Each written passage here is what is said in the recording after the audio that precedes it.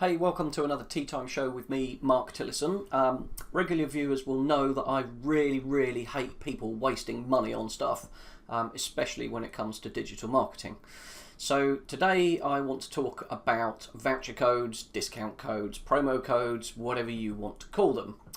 So I was auditing a Google Ads, Google Shopping account just recently, and kind of got a bit annoyed with the data that I found in there.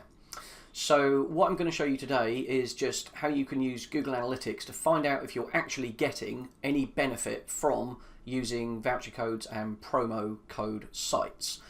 So let me just say, first of all, I am not saying that as a voucher code strategy, a discount code strategy, and using these third-party sites, I'm not saying that that does not work. Absolutely not. There is a case for them, and there are some brilliant sites out there. I know a lot of businesses that that really thrive and make a lot of money, get a lot of new customers through some of these sites. So I'm not saying they're all bad.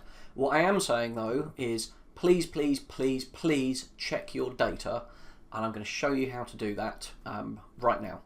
So just to remind you, lots more shows coming up over the next few weeks on SEO, PPC, conversion rate optimization, how to make more money online through your website or your e-commerce store.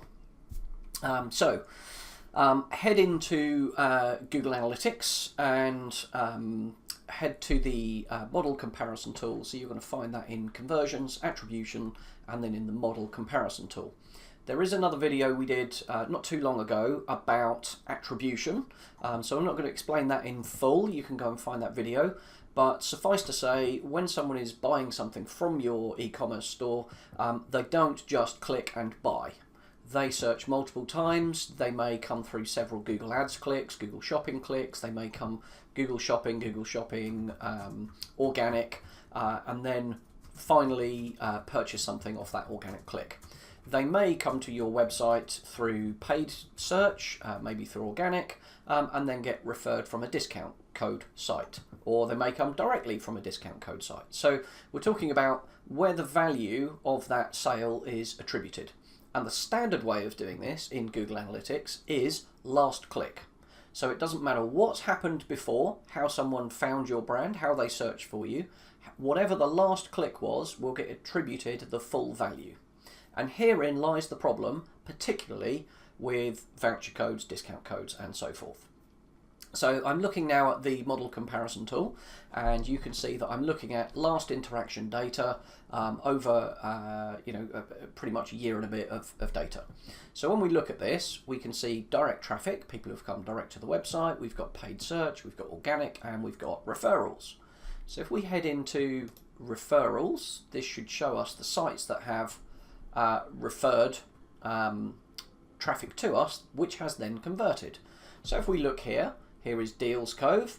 I'm sure it's a great site, and I'm not saying this is kind of for everybody, but if we look at this, we've got 140 conversions. We've got 140 sales in the last year from Deals Cove, okay, and there are some others, promo code, a little bit of revenue there, but we've got £7,000 worth of revenue from Deals Cove, which is fantastic.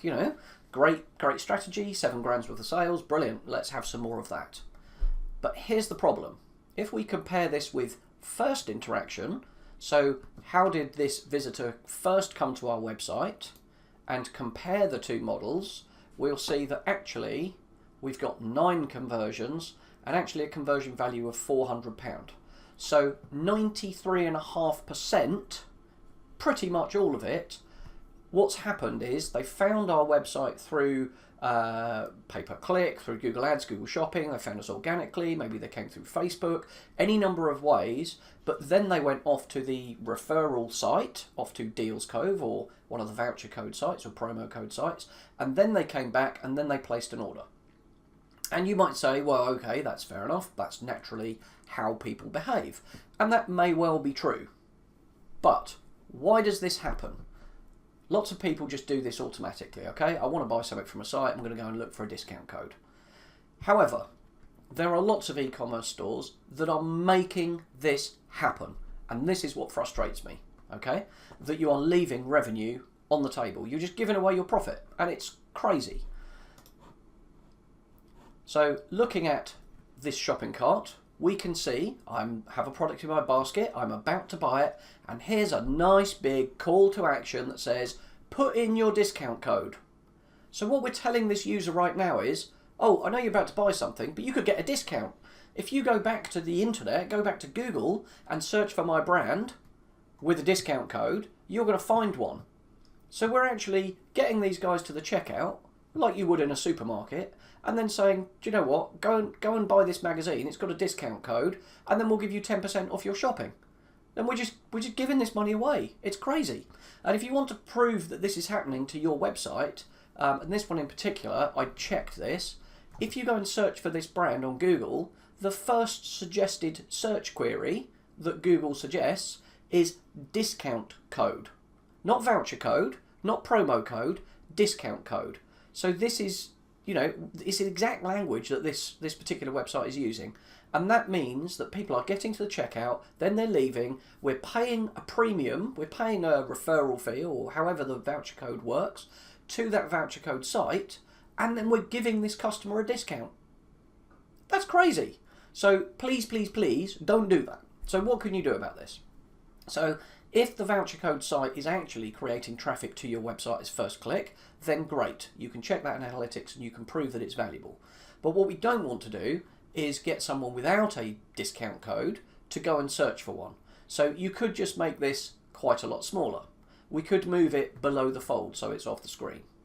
You could do a number of things. If you really, really wanted to implement something much more technical, you could actually create something like a Google Optimize experience that says, okay, if you were referred from one of these voucher code sites, then the discount code box appears. If you came from any other source, then it isn't there. So you could do something like that, and that would stop this happening. You could certainly do an A/B test with Google Optimize or other tools and show that voucher code option, discount code option, or not. So you could test that. But I certainly wouldn't want to make this really, really obvious for anybody who hasn't got a discount code that one is available. If someone is coming from a site that they do have a discount code, they are going to hunt for this. So you want to make it a little bit more difficult. So I hope that's useful for you. I'd love to hear your experiences of using voucher codes and discount codes. Mention those in the comments. I think it's a great strategy. As I said, I'm not saying it's all bad, but certainly there are occasions when this is nowhere near as valuable as you might think it is. So please check your Google Analytics data. As I said before, please subscribe. There are more shows coming up on how to get more sales through your e-commerce store.